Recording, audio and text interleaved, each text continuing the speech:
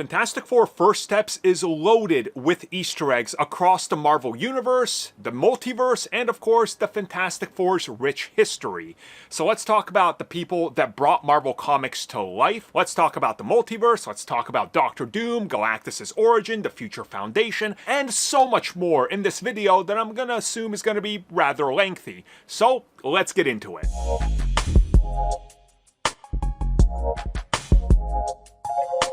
So there are a bunch of Easter eggs in Fantastic Four First Steps, and undoubtedly we are going to find way more when we get the film for ourselves and are able to watch it at home. So here I've assembled a pretty decent list of Easter eggs that I think are worth mentioning, of course how they're referenced and what do they mean in the grand scheme of things. Some of these are minor, some of these are pretty cool and rather big and I think inform the future. So let's start with one that I think a lot of people noticed, and that's the tribute to Stan Lee and Jack Kirby.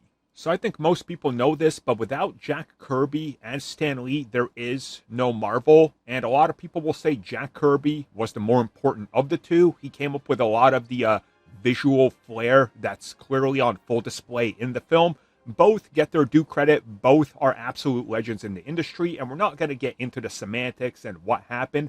But obviously, both of them have multiple nods in this film. From a shop called Stanley's to obviously the Earth that they're on being Earth 828, which of course is the birthday of Jack Kirby. There is also a comic shop there called Timely.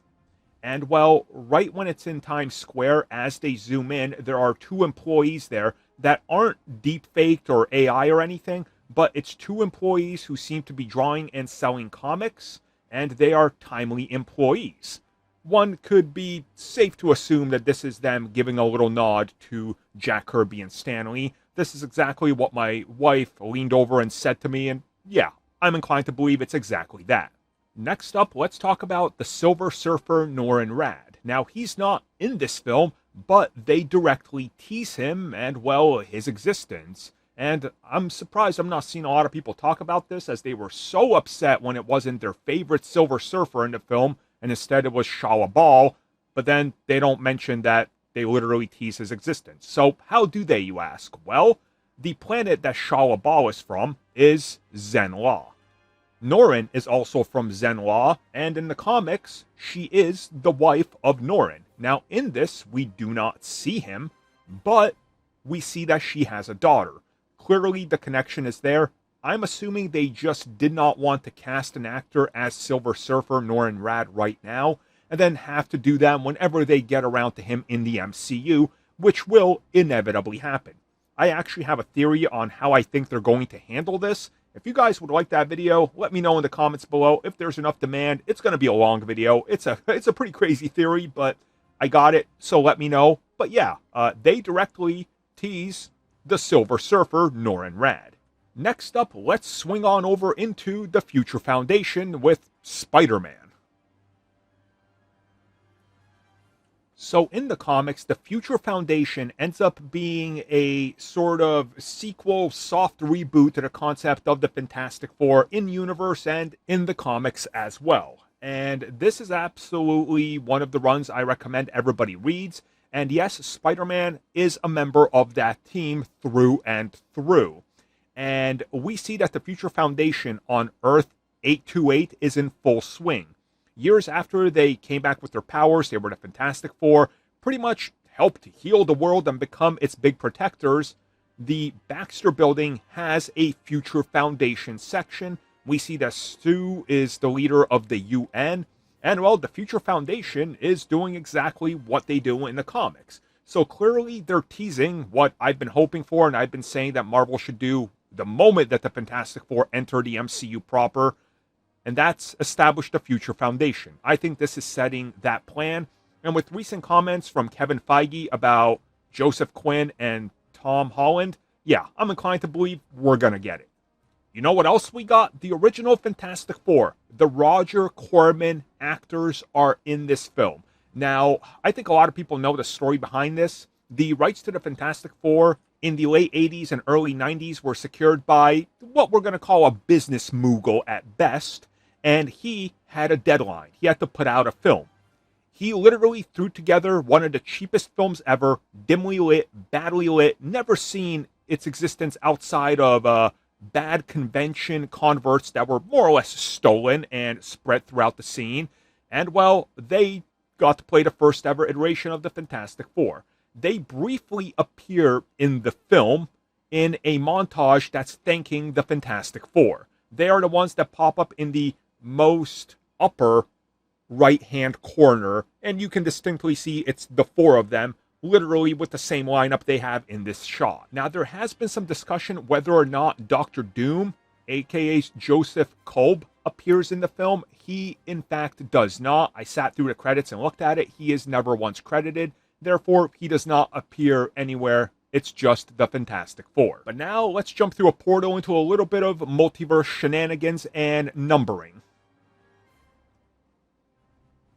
So the Earth in this film is Earth 828. Now, if that sounds familiar, well, one, Jack Kirby's birthday, but two, we also had Earth 838 in Multiverse of Madness. Now, it's also been rumored, and we do have a confirmation, that this Earth is returning in Avengers Doomsday, and we know that they will share multiple scenes and that the Avengers are in fact joining them on this Earth, but rumors also suggest that the Earth 838 Illuminati are also going to be appearing in upcoming projects and possibly appearing on Earth 828 as well. So whether or not this happens, not sure, but hey, it's cool nonetheless. So next up, we are going to cover classic villains. So obviously, there is a montage of them fighting various villains, and this montage, we now know, was supposed to be a lot bigger than what it ended up being. I'm going to talk about that in a separate video, because we could be here for like 10 minutes, and it's already getting long enough.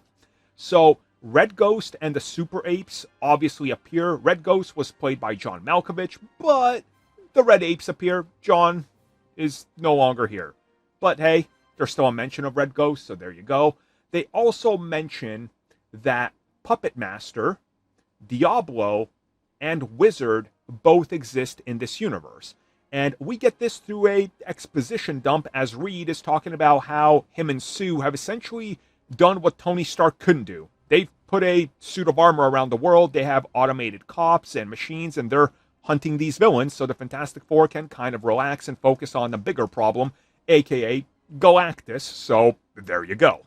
Speaking of Galactus, let's talk about that major drop of lore and Easter egg. So Reed, after they analyze the sand and, well, pieces of the ship that they have after they visit him, Reed reveals that the ratings don't make sense. They actually predate the known existence of the universe.